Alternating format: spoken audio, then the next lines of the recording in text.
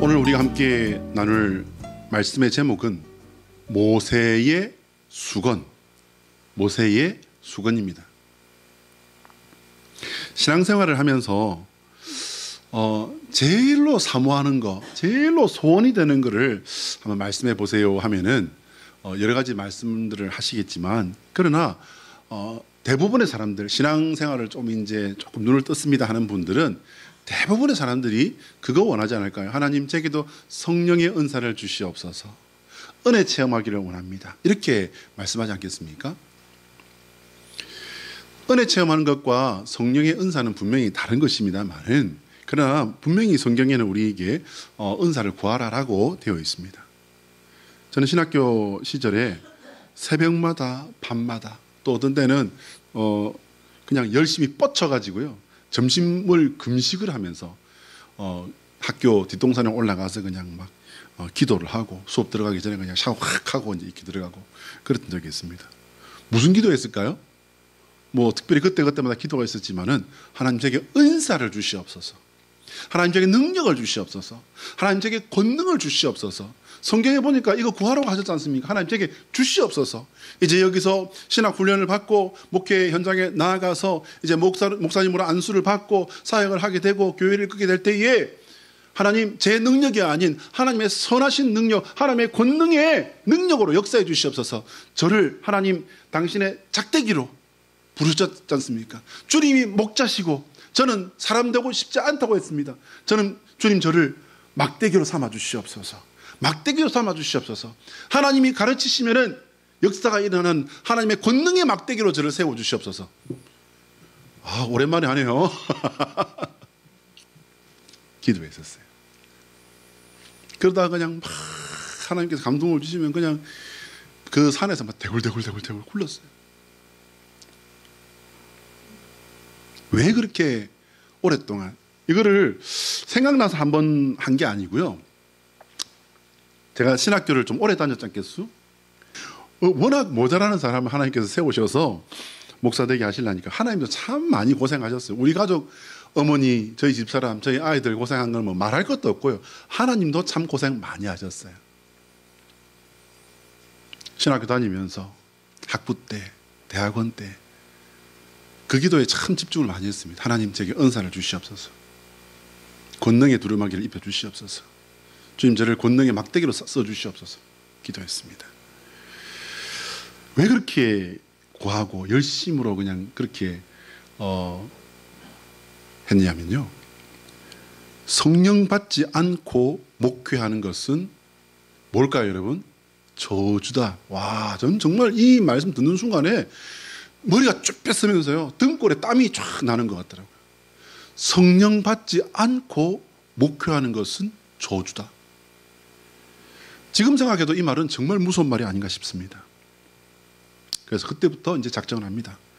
새벽기도 시간에, 또 이제 밤에 혼자 이제 잠들기 전에 이제 시간을 정해서, 우리 집사람은, 우리 집의 식구들은 이제 주말에 집에 내려가면 목이 자주 이렇게 쉬어 있었거든요. 왜 저렇게 목이 쉬어 있을까?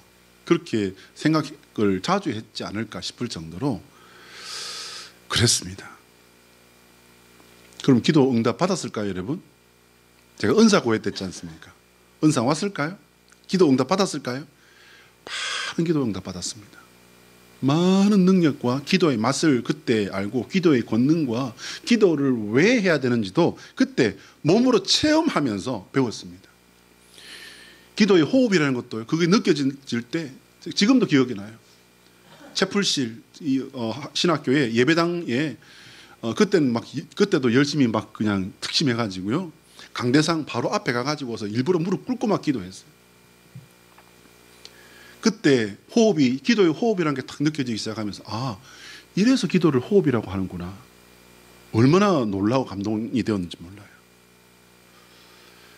근데 여러분, 제가 구했던 그 은사들, 병 고침의 은사, 손 탁 넣으면, 목사님이 멋지잖아요, 여러분. 가가지고서 손 탁 얹으면은 병 나아버리고 그리고 이제 다 이렇게 보면은 지금 저 사람이 영이 병이 들었어. 다 보면 어디가 병이 들었어, 무슨 병이 들었어, 다 보여버리고 막. 어떤 권사님은 기도하다가 눈을 탁 떴는데 피아노 반주하는 자매님은 오간되고 거기 해골이 앉아있더라 하지 않습니까? 놀라가지고서 아니 아무개 자매 무슨 일이야? 뭔 일 있어? 그랬더니 펑펑 울면서 무슨 일이 있어서 내가 오늘 기도 응답 안 되면 오늘 사실은 자살하려고 했습니다. 그런 막 그 감정들 있지 않습니까? 그런 게 막 기억이 나면서 하나님 제게도 주시옵소서, 주시의 은사를 주시옵소서. 영분별해야 어떻게 목회할지, 어떻게 그 사람을 대해야 할지, 어떻게 돌봐야 될지 하나님 견적이 나올 거 아닙니까? 주여 능력을 주시옵소서. 축기 이거 정말 중요하지 않습니까? 하나님 목회자가 예수님의 이름을 앞세우고 나가는 주의 종이 가서 기도 한번 탁 하고 손 한번 탁 얹으면 귀신 막 쫓겨나가 버리고, 그거 멋진 건 둘째치고 당연한 거 아니겠습니까? 하나님 제게도 주시옵소서. 얼마나 기도했는지 몰라요. 왔을까요? 좋은 말 할 때 대답해요. 안 왔다고 하자니 그래도 우리 목사님인데 왔다고 하니 본 적이 없는 것 같고. 집사님 너무 크게 웃는 거 아니요?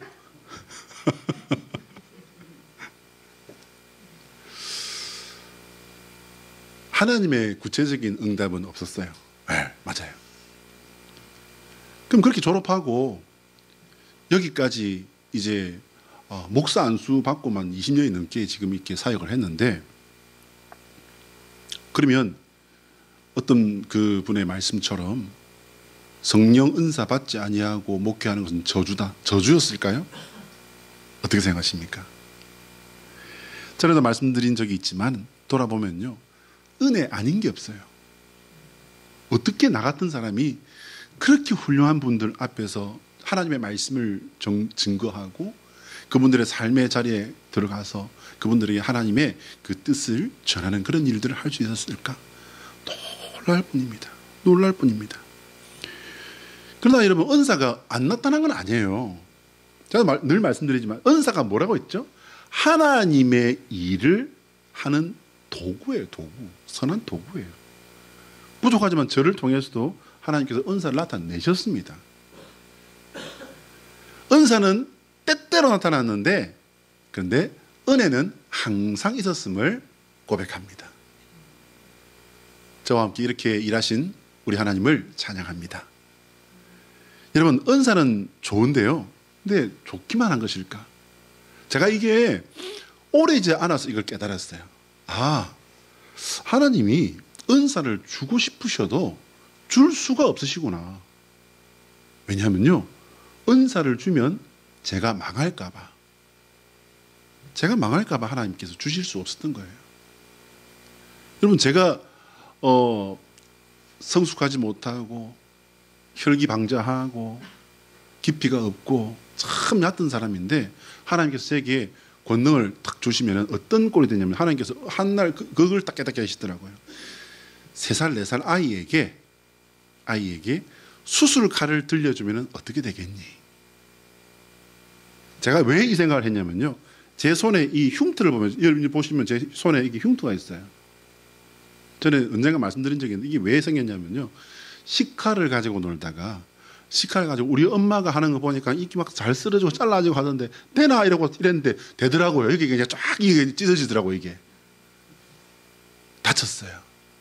이걸 보면서 깨달았어요. 하나님께서 주시면 안 되는 거구나. 맞습니다, 여러분. 사실 은사는요, 생각보다 위험합니다. 은사 사역의 그 위험성에 대해서 우리가 잠시 짚어보고 말씀으로 본문으로 나아갈 텐데요. 한국 기독교 역사의 은사는요, 이단과 직결되는 역사가 적지 않았어요. 대표적인 두 사례만 한번 살펴보자면, 여러분 전도관 들어보셨습니까? 제가 부천에서 사역하던 그 교회가 바로 그 전도관 신앙촌 바로 이렇게 옆에 있었고, 그 신앙촌 출신의 성도들이 많은 사람들이 저희 교회에 있었습니다. 전도관 신앙촌의 박태선이라는 사람과 할렐루야 기도원의 김계화 원장이라는 사람에 대해서 우리가 잠시 한번 살펴보고 갑니다. 박태선이라는 이 사람은요, 처음에 여러 가지 은사들을 받았고 부흥사로 아주 유명한 사람이었다고 합니다. 여러분, 박태선 들어보셨습니까? 아마 들어보셨을걸요. 그만 굉장히 유명한 사람입니다. 분명히 그를 따르는 분들이 그렇게 말했어요.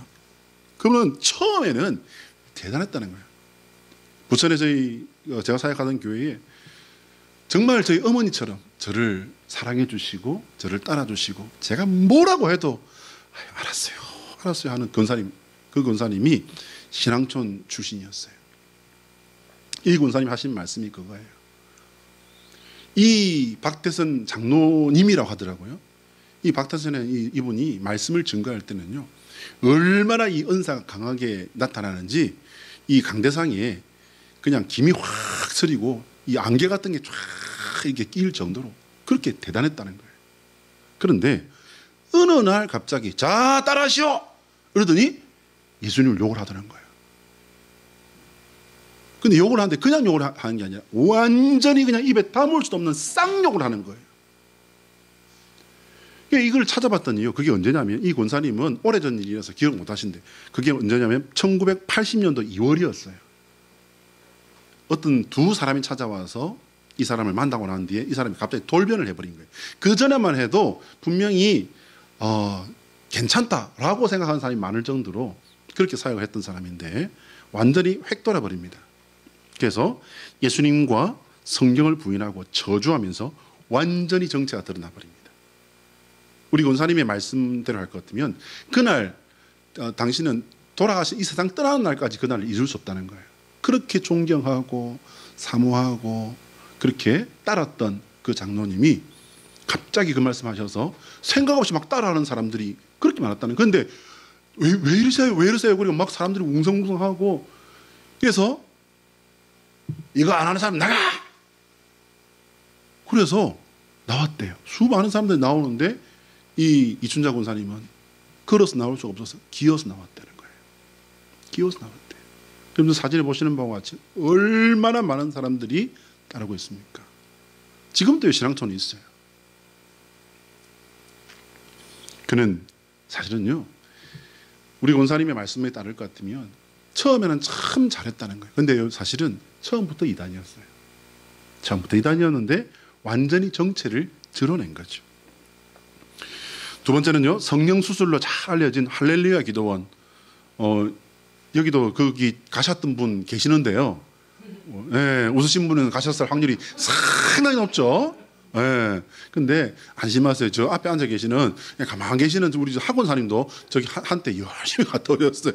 그리고는 그 치유의 물 그것도 막 갖고 오셔가지고 우리 애들한테 막 이거 좋단다 막 발라주시고 막 그러셨거든요. 주변에 할렐루야 기도원 한 번쯤 안 다녀온 사람이 없을 정도로 아주 유명한 그런 분입니다.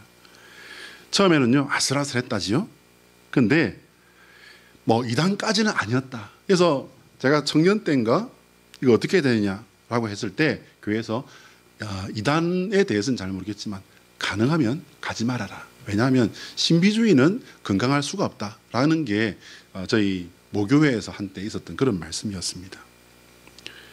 그러나 사실은요 기다 아니다 엇갈렸을 뿐이지 처음부터 이 사람 이단이었어요. 세력이 커지면서 김계하 원장은요 본격적으로 자기가 하나님의 자리에 앉아버렸습니다. 자신이 하는 말이 하나님의 말씀이다. 이거 됩니까? 안 됩니까, 여러분? 아닙니다. 거기다가 쫙 박태선도 그렇습니다. 자기가 안수하면은 그 물이 뭐가 되죠? 생명수가 되버려요. 영생수가 되버립니다. 자기가 발 씻은 그 물이 뭐라고요? 발 씻은 그 물이 얼마나 더러워요. 버려야 될 물인데 그게 뭐라고요? 생명수라는 거예요. 생명수. 지금도 그 짓 하고 있는 사람 한 사람이 있습니다. 누군지 모르세요? 아세요? 정치 자기가 대통령 되겠다고 머리 이만큼 해가 나와서 막 말하는 사람이 있어요. 공중부양한다는 그분 허경영인가 하늘궁이라고 하죠. 여러분 조심하셔야 됩니다. 지금 우리 교단에도 그 사람 따르는 사람 굉장히 많습니다. 확실한 이단입니다. 확실한 이단이고요. 김계하 원장이라는 이분도요. 기도원의 생수터에서 나오는 그 물이 말씀이라는 거예요. 그 물이 맑습니다. 이 물을 마시는 자는 병에서 노임을 받는다라고 해서 그걸 팔았습니다. 요만한 생수의 통에다가 가져오는데 변하지도 않는데 뭘 샀는지 몰라도 하얗게 돼가지고 안 변해요. 근데 이거 먹으면 돼요, 안 돼요? 큰일 납니다. 또한 자신이 본 환상이 하나님의 계시라는 거예요. 그렇게 하나님하고 친한 분이 무당하고 왜 의형제를 맺습니까? 무당하고 의형제를 맺었어요. 자, 한번 따라할까요? 하나님의 소원은 우리가 예수 그리스도 안에서 신실하고 겸손한 성도가 되는 것이다. 시작. 하나님의 소원은 우리가 예수 그리스도 안에서 신실하고 겸손한 성도가 되는 것이다. 할렐루야. 신실하고 겸손한 성도 되시기를 예수 그리스도의 이름으로 축복합니다. 하나님을 믿고 하나님을 조금씩 더 알아갈수록 겸손한 성도가 되어야 할 줄로 믿습니다. 하나님께서 가장 미워하시는 게 있어요. 그게 뭐죠? 교만과 거짓입니다. 교만과 거짓. 이건요, 세상 끝날까지 바뀔 수가 없어요. 왜일까요, 여러분? 교만과 거짓은요, 참 믿음과는 정반대이기 때문이에요. 어떤 믿음도 교만과 거짓이 들어가 있으면 이것은 참이 될 수가 없습니다. 거짓이 들어가 있는데 어떻게 참이 될 수 있어요? 필요에 의해서 어떤 사람들이 이렇게 말하죠. 코란에 보면 이렇게 되어 있습니다. 알라를 위해서 하는 거짓말은 괜찮다는 거예요. 그 돼요, 안 돼요? 우리나라에도 있는 사람들 있습니다. 누굽니까? 신천지예요. 자기들의 목적을 위해서 거짓말하는 거 괜찮다는 거예요. 또 있어요, 여러분. 거짓말을 밥 먹듯이 하면서 도구로 삼는 이들이 있습니다. 그게 뭡니까? 공산주의자들이에요. 수단을 위해서 방법은 상관없다는 겁니다. 그래서 아예 스탈린부터 그 말했습니다. 민주주의가 이 세상에서 사라진 날까지 뭘 외치라고 했습니까? 민주주의를 외치라고 했습니다. 그게 뭐예요? 거짓말하라는 거죠. 오늘 모세가 하나님의 쓰심을 받기까지 준비한 기간 여러분 다 아실 겁니다. 우리가 한번 상기할 필요가 있습니다. 애굽의 왕자로 40년을 살았습니다. 준비된 기간이었습니다. 왜요? 공부했죠. 애굽의 문물을 배웠습니다. 그리고 이제 목동으로 광야에서 40년을 살았습니다. 비록 도망자의 신분이었지만 준비되는 기간이었습니다. 도합 어떻게 됐습니까, 여러분? 80년 동안 이 사람은 준비되고 길려지고 훈련된 사람이었어요. 왕자로서 최고 수준의 교육을 받으면서 애굽 문물에 대해 이해가 깊을 수밖에 없었겠죠. 애굽 사회에 대한 이해는 물론이거니와 애굽 왕실에 대한 이해 그리고 대단한 인맥이 그에게 있었을 것입니다. 왕자 신분으로 살았으니까 얼마나 많은 사람들이 그 주변에 살아 있었겠습니까? 당연한 얘기죠. 그런데 왕자의 삶을 살던 중에 그가 자기 민족을 괴롭히는 사람을 그만 어떻게 친 것이 그것이 살인 사건으로 이어지면서 광야로 도망칩니다. 거기서 그는 40년을 살게 되면서요. 그래서 이제 그는 40년 동안 광야 생활을 이제 배우고 익히게 됩니다. 사막의 지리를 익히고 사막의 날씨의 변화와 그에 대해 대처하는 방법들을 이제 배웠습니다. 사람이 아닌 가축을 돌보는 일이었지만요. 훌륭한 훈련을 받은 거예요. 왜냐하면요. 사실 출애굽 이후에 이스라엘 백성은 더도 덜도 아닌 양무리하고 똑같은 그런 행태를 보였기 때문입니다. 오늘 본문 출애굽기 34장에 모세가 받은 것이 있습니다. 이게 뭡니까, 여러분? 겉보기에는 그냥 두 개의 돌판이었습니다. 그러나 거기에는요, 하나님께서 직접 명령하신 10개의 계명이 적혀 있었습니다. 자, 그래서 여러분, 우리는 이제 계명이라고 하는 단어를 조금 살펴보고 지나가려고 합니다. commandment라고 하는 계명. 계명이 뭡니까, 여러분? 계명은요, 미츠와 명령이에요, 명령. 그러면 율법하고 계명이 우리가 좀 헷갈릴 수가 있습니다. 율법은 뭡니까? 하나님이 인간에게 내린 규범을 말하는 거예요. 법입니다, 법. 법은 여러분, 최상입니까? 평균입니까? 최하입니까? 최소한이에요, 최소한. 법은 최소한을 말하는 거예요. 근데 계명은요, 율법을 포함한 그 법 속에 있는 포함이 되는 것인데 하나님의 명령을 말하는 거예요. 하나님의 명령이라는 것은 해도 되고 안 해도 되고 선택권이 있어요, 없어요? 없습니다. 여러분 이거 분명히 기억하셔야 돼요. 계명은 하나님께서 하라고 분명히 명령을 하신 거예요. 그러면 10가지의 그 10계명은 해도 되고 안 해도 되는 거예요? 아니면 안 하면 안 되는 거예요? 안 하면 안 되는 겁니다. 이것은 3,300년이 지난 오늘날 우리하고 그리고 비행기로요 17시간 거의 20시간을 비행기를 타고 가야 되는 저 이스라엘이라고 하는 나라에 사는 저 사람들한테만 해당되는 것인지 오늘날도 우리가 알고 있거니와 뭐 안식일부터 시작해서 이 모세를 통해서 받은 이 율법을 그 사람들은 따라 살고 있지 않습니까? 그렇다면 오늘 우리는 개신교니까 그거하고는 조금 거리가 있지 않나? 라고 생각할 수도 있습니다. 여러분 어떻게 생각하십니까? 3,300년이라고 하는 시간이 떨어져 있습니다. 그 율법 받은 그 민족, 그 백성, 그 후예들과는요 비행기로 20시간 가까이 우리가 날아가야 돼요. 그럼 우리는 그만큼 거리가 있는 거니까 그만큼 우리는 조금 덜 지켜도 되는 걸까요? 예수님의 말씀을 한번 살펴봅니다. 마태복음 5장 17절 큰 소리로 안 하면 혼내줄 거예요. 시작. 내가 율법이나 선지자를 폐하러 온 줄로 생각하지 말라. 폐하러 온 것이 아니요 완전하게 하려 함이라. 할렐루야. 여러분 이 말씀을 기억하셔야 돼요. 그래야 사도 바울의 사역과 사도 바울이 전했던 말씀들도요 이 말씀을 축으로 해서 다 이해될 수 있는 것입니다. 사랑하는 여러분, 율법이나 선지자를 폐하러 온 게 아니라는 말씀이잖아요. 그러면 왜 그렇게 바리새인들하고 사두개인들, 서기관들 그렇게 그냥 막 못 잡아먹어서 그렇게 했습니까? 예수님께서 못 잡아먹어서 하신 건 아니에요. 요건 좀 하셨지. 독사이 자식들아. 그러니까 이제 그 사람들은 우리가 그래도 우린데 이 동네에서는 우리가 그래도 좀 방구 깨나 끼는데 네가 뭔데? 너는 듣보잡인데 듣도 보다 못하던 게 나와가지고서 우리 보고 뭐라 해서 너 지금 큰일 난 줄 알아? 너 혼내줄 거야? 그리고는 지금 그냥 예수님 십자가 달리실 때까지 그냥 막 들들 볶잖아요. 근데 여러분 우리가 오해하면 안 됩니다. 예수님은요 율법이나 선지자를 폐하러 오신 게 아니에요. 그럴 리가 없어요. 왜요? 당신께서 주신 건데 그걸 시대가 바뀐다고 해서 그걸 폐할 이유는 없습니다. 본문으로 조금 더 들어가 봅시다. 모세가 돌판을 받은 것은요 누구로부터입니까? 그것은 여호와 하나님께서 주신 것이었고 여호와 하나님께로부터 모세가 받은 것이었습니다. 여러분 이건요 우리가 성경을 읽으면서 눈에 익었지만 이게 얼마나 놀라운 사건인지 조금만 묵상해 보시면 알 수 있습니다. 이것은요 인간 역사를 통틀어서 굉장히 예외적인 사건이 일어나 버린 거예요. 영향력 있는 대제국의 황제를 들어서신 것도 아닙니다. 비록 애국 공주의 아들로 왕자의 신분으로 이렇게 자라고 살았지만 그는요 노예 신분으로 430년을 묶여 살았던 집단 출신의 평범한 가정의 아들이었어요.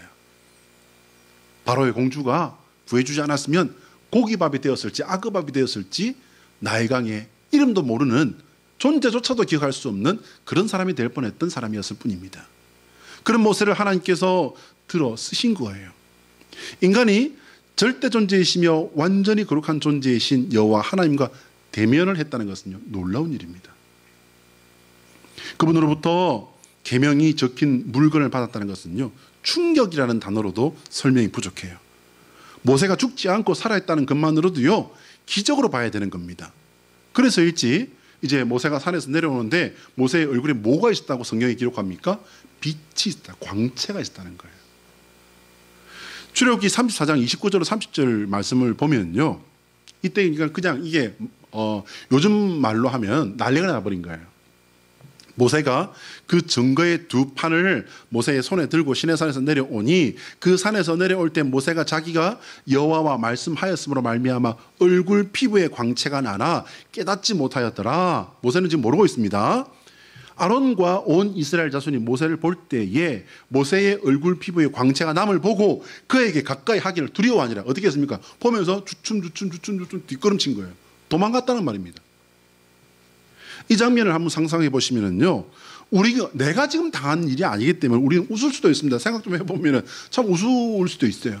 얼굴이 광채가 쫙 쫙 나면서 십계명 돌판을 쫙 들고 모세가 수염도 이만큼 난 아주 건강하고 건장했다고 생각할 수 있습니다. 그런 분이 쫙 이렇게 내려옵니다. 얼굴에는 광채가 쫙 납니다. 근데 그걸 보고 사람들이 눈이 띵 놀래가지고 그냥 저게 뭐야? 뒤로 그냥 슬금슬금. 그리고 어떤 사람들은 막 도망갑니다. 저거 뭐야? 귀신인가 보다. 뭐지? 지금 같으면 어떻게 했을까요? 뭘 발라서 저리 됐을까? 무슨 기술로 저리 됐을까? 무슨 화장품을 쓰면 얼굴에 저렇게 광채가 날까?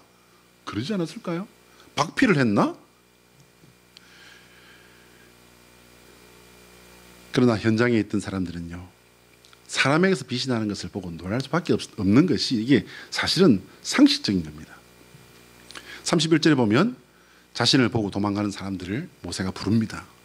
저는 이 장면을 생각하면서 이제 조금 묵상을 해봤습니다.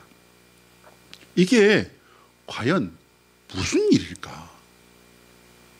여호와 하나님을 만나고 생긴 일이니 이건 하나님께서 허락하신 일이에요. 그렇지 않습니까, 여러분? 하나님을 만나 뵙고 내려왔는데 하나님에 의해서 일어난 일이라고 봐야 되는 겁니다. 과연 하나님께서는 왜 모세에게 이런 일이 일어나게 하셨을까? 여러분, 이거를 두고 생각을 좀 해봤습니다. 답은 하나밖에 없더라고요. 뭐냐면요, 표징이에요. 표징 말입니다. 이 표징의 역할은 뭐냐면 증거예요. 주석을 찾아보니까 맞더라고요. 하나님께서 영광을 부으신 것이다 라고 이렇게 학자들이 해석을 하는 것으로 나옵니다. 그러면 여호와 하나님은 왜 모세에게 당신의 영광을 부어 주셨을까요? 이걸 이제 주석을 읽어보고 말씀을 읽어보고 묵상을 하면서 정리를 해봤습니다. 첫 번째, 하나님께서 이스라엘 백성에게 모세와 만나신 사실을 이 빛을 통해서 증명을 해주신 거예요.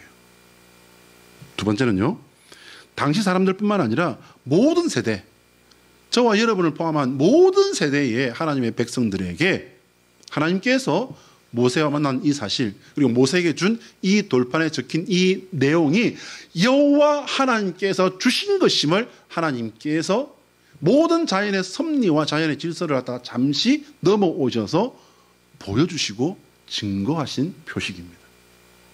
세 번째요, 이것은요, 십계명의 권위가 하나님께서 직접 보증하시는 것임을 하나님께서 선포하신 것입니다. 그래서 이스라엘 사람뿐만 아니라 우리에게도요, 하나님과 모세의 만남은 그만큼 중요합니다. 당연히 그 만남을 통해 주신 십계명은요, 우리에게도 나에게도 중요한 것임을 잊지 마시길 바랍니다. 이것은 의미만, 그리고 이 사건에 대한 지식만 가지고 있어서는 아무 소용없어요. 계명은요, 우리가 지키고 따라가야 할 여호와 우리 하나님의 명령입니다. 이것은 이스라엘 백성에게, 그리고 오늘날 믿음의 백성에게 주신 것이기도 하지만요, 가장 중요한 것은 나에게 주신 하나님의 명령이라는 사실을 잊지 마시기를 예수 그리스도의 이름으로 당부드립니다. 오늘 본문에는 우리가 신앙인으로서 챙겨야 할 교훈이 하나 숨어 있어요. 그게 뭐냐면요, 32절부터 나타나는 모세의 행동을 우리가 유심히 봐야 됩니다. 모세는 여호와 하나님의 말씀을 전할 때와 여호와 하나님 앞에 들어가서 하나님을 만나 뵐 때에 말고는요, 수건으로 얼굴을 가립니다. 그냥 그랬구나 넘어갈 수도 있습니다. 그런데요, 왜 그랬을까를 한번 생각해 보면은 단방 답이 나옵니다. 여호와 하나님께서 뜻하신 바가 있어서 얼굴에 초자연적인 현상을 주셨는데 그대로 있으면은요, 사람들은 그야말로 모세를 어떻게 볼까요, 여러분? 신으로 봤을 겁니다. 오늘날 어떤 사람들은 모세를 아마 외계인과 만나지 않았을까라고 하는 말이 나올 정도로 이건 대단한 일이고 이상한 일이었습니다. 그런데 덕분에 광야 공동체를 이끄는 데에도요, 많은 도움이 됐을 게 분명합니다. 그런데 왜 가렸을까요? 모세는 하나님의 영광을 가린 것이 아니라, 여러분 잘 들으세요, 수건으로 자신을 가린 거였어요. 그대로 있으면 분명히 유용한 도구가 될 수 있었을 겁니다.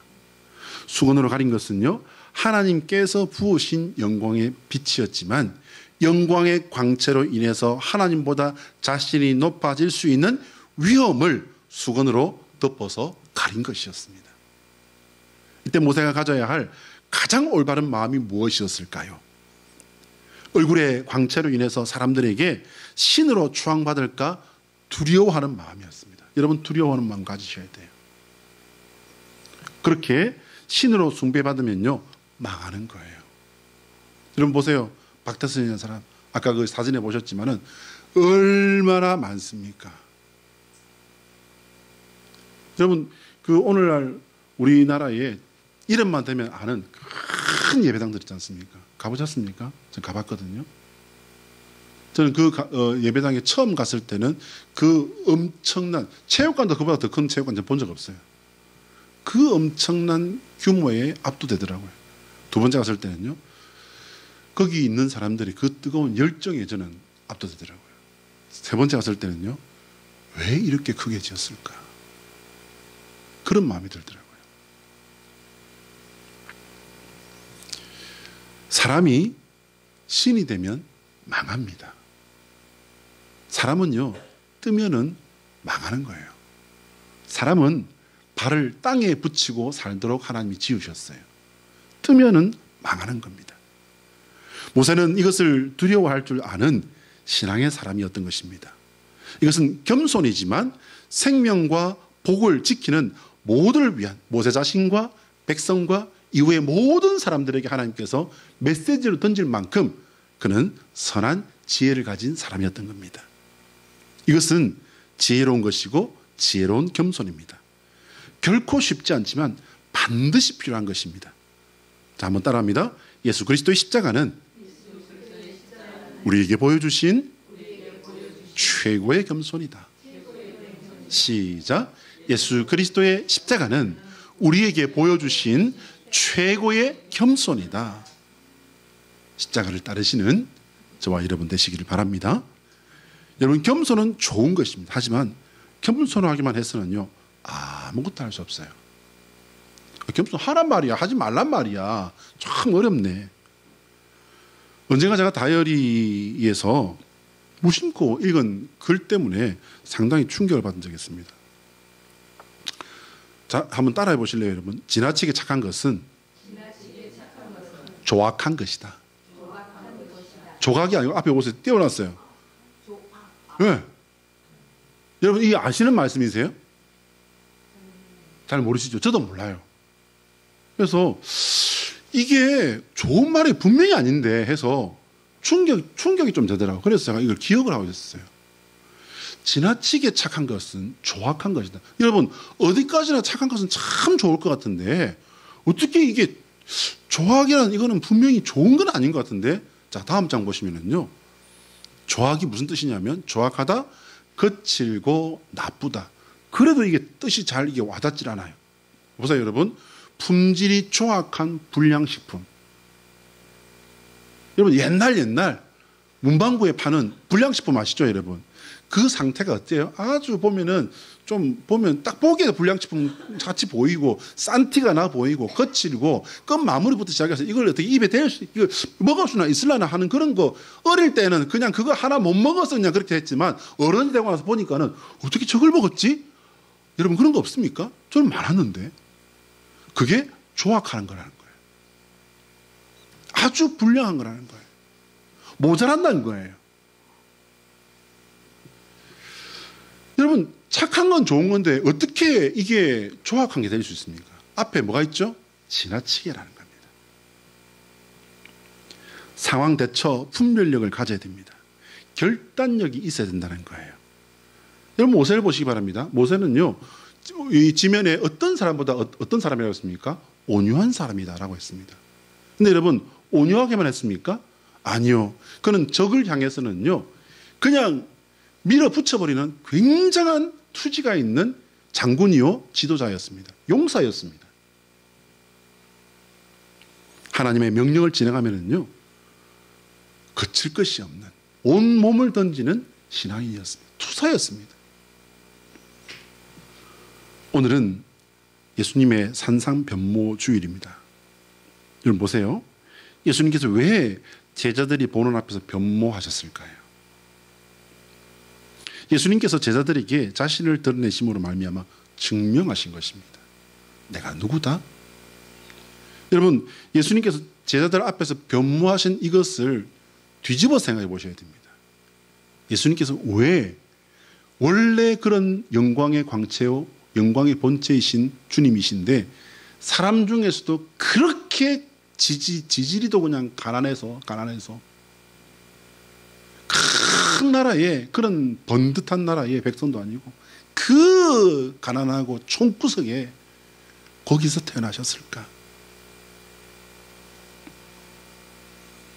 그럼 왜 3명의 제자 외에는 다른 제자들은 이건 차별 아니신가? 이렇게 생각해 볼 수도 있습니다. 왜 그 제자들에게만 그런 기회를 주셨을까?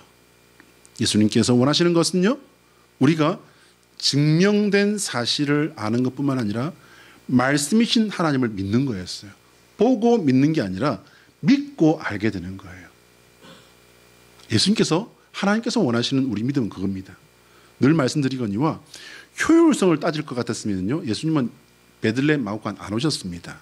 아마 로마나 그런 왕실의 황제의 아들로 태어나셨겠지요.